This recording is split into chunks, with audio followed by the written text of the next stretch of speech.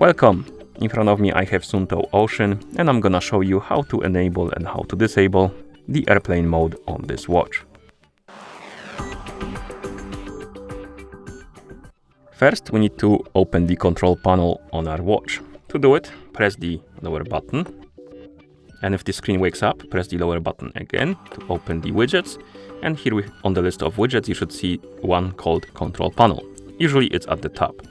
Once you find it, tap on it. And as you can see, we enter the control panel.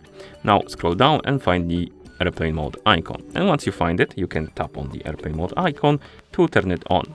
You can tell by the switch basically being ticked on. Also, if you go to the top of the control panel, there will be airplane mode icon, which indicates that the mode is enabled. And then you can swipe right on the screen to go back to watch face.